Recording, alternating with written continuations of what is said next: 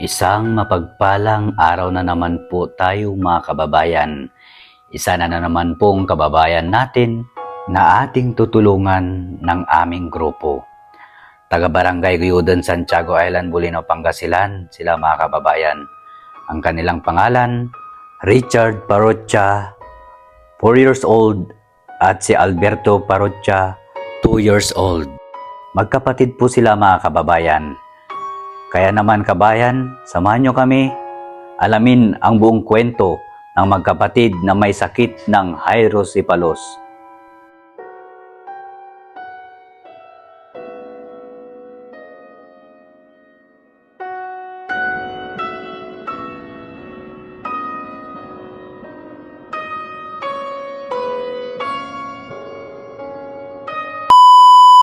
Ayan, magandang araw po sa ating lahat. Andito na po kami ngayon sa may Barangay Guyudan dito sa Santiago Island, mga kababayan. At siyempre may nilapit na naman po sa atin na ating kababayan na atin tutulungan ng aming grupo, ang BBCC. Kaya guys, samahan nyo kami at papasok din tayo. Ayan. Tao po. Ayan, kayo po yung mister. Anong pangalan niyo, sir? Albert po, sir. Albert Parrocha, at saka si ma'am. Jessa Bilon po, sir. Si ma'am Jessa. Kayo, ma'am, kaano po? Nanay ko po si Jessa, Ay, ayan. Dito po kami ngayon para bisitahin din po yung mga pangalan po nila. Alberto at saka Richard po, sir. Oo, bisitahin din po namin sila kasi dapat magkakasama po kami lahat ngayon. Ay, nung pumunta sila dito. Kaso siyempre busy din kami. Kaya hindi naiwan po kami. Ayan, siyempre yung pagtulong naman sir, hindi naman unahan yan eh. Na may kanya-kanyang oras din na talagang mahalaga, nakakatulong po tayo. Ayan kasi. Hello. Sila. Po, yan po, ma'am, kumakain po. Ito po si Kung ano po yung kinakain natin, ganun din po yung kinakain niya. Pero siya po dapat natin. ilang taon na po si Dalawa po. 2 taon. Tapos yung isa 4, no? Isa Richard. Pinakausap ko kasi siya eh. Andito kami. Nila baby. Pero Richard. Oh, Kaya nga. Kawawa siya. hello, baby. Pero hindi nyo pa po na-try. Natry na po Check up. namin silang pina-check up, sir. Ah, Sa Region 1 po sila na. anong sabi naman po nila? Kailangan nga po silang operaan ni sir. Ay, operahan. Pero hindi po kaya delikado pag opera ganyan. Ang sabi po ng doctor, sir, yung pagkakayanin po yung anesthesia na ituturo, may chance po na mabubuhay yung mga bata. Pero po, ma'am, sa palaran na lang po talaga yung namin.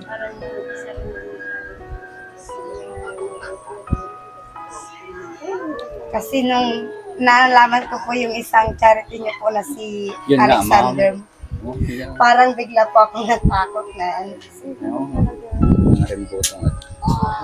Kasi wantong nung inoperahan, na po yun, nakaya naman niya na opera. Pero yung pagpapagaling niya na lang niya, doon yung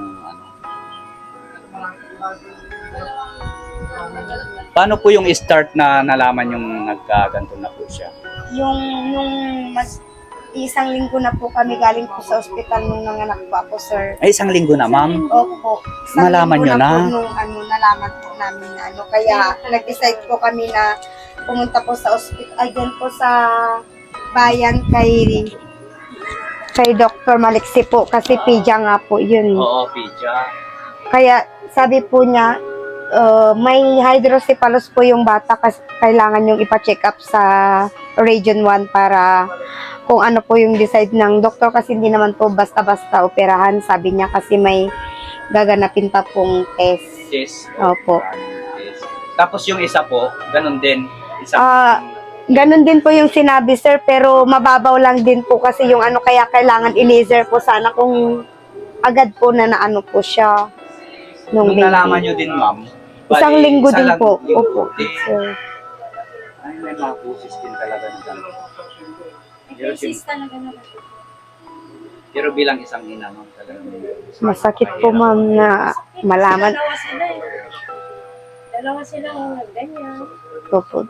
Kasi kahit gusto mong matulog sa gabi, hindi ka po makatulog. Gusto mong magtrabaho, pero wala po, tutukan lang po talaga sila. Paano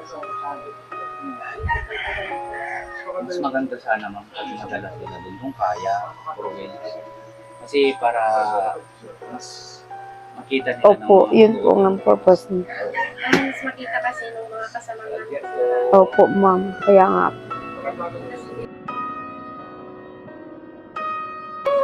Oo, gusto na makapag-usap.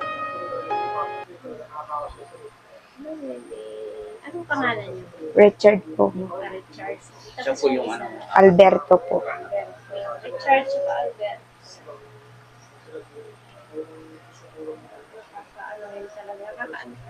Dapat po sana magkakasabay-sabay kami pumunta dito. Opo, sir. Kasi siyempre busy na rin.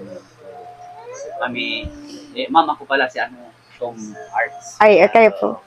Sir. Naman po si Lerma. Magandang gipit. Yan, kaya na, Gipit pero tumutuloy. gusto ko talaga sana sumama nung pumunta sila dito ng TOE. Opo, sir. So, Hapon. babantay ako sa cemetery. Ah. Ayan, kaya nag-duty tayo. Richard! Nakikipaglaro din siya, ma'am. Oo, sir. Nakakaano po siya pag kinakausap po. Mag-ano po. Sabi niya nga. Kasi 4 years old na rin siya eh. Oo, Siyempre, ma'am. Oo, yung nakakaano isip niya, na po siya. Talagang medyo may isip na. Ito din kasi, ma'am, nakakakita siya, pero yung isa po napiktano yung mata niya. Apik. Pero mas malaki yung ano niya. Opo, ma'am. Ang hirap naman ng gano'n. Kung Nakikita mo yung mga gantong mga pusis talaga. Pero hindi na po lalaki o ganito na. Lalaki pa. Lalaki pa po ata, sir. Kasi sabi po ng doktor, once na hindi na pa maano yung sukat ng ulo, bibigay na po siya. Yun po ang pagkaano. Ibig sabihin, nag-gaano pa rin yung ano. Yung Opo, sir. At sa oras na nga yan mga kababayan ay agad na rin namin pinaabot ang aming dalang tulong na kahit papaano ay nakapagbigay tayo ng kunting tulong sa kanila. Salamat po. Yan. Pagpasensyahan nyo na po yung nakayanan namin. At siyempre yung mga followers natin at saka nanonood po sa aming mga vlog ay sinasabi po nila bakit nagbibideo pa daw kami pag nagbibigay ng mga tulong, pero sa ngayon po kasi ma'am, yung grupo namin hindi pa po namin kayaan totaling tumulong. As halos po sa amin hindi pa totally din kumikita, kaya ginagawa namin, nagbibideo kami para lahat ng makapanood na may kayang tumulong at magbigay, ayan, makapagbigay po sila, makapag-abot po sila sa inyo. Ayan. At siyempre po, may nagbigay din po si, yung kasamaan din namin si Madam Amilin Suyat. Nagbigay po siya ng 200 po ang pinadala niya po. Madam Amilin Suyat. Ayan po. Oo. Pasensyahan nyo na nanay. Kasi mas binili ko talaga yung gatas niya tayo ni sabi Oo. ko yung ano kailangan niya. Pero laban lang, talagang hindi natin alam na ganito naman ang nagiging tadhana nyo na sa mga bata, ganyan. Kasi siyempre wala naman nakakaalam.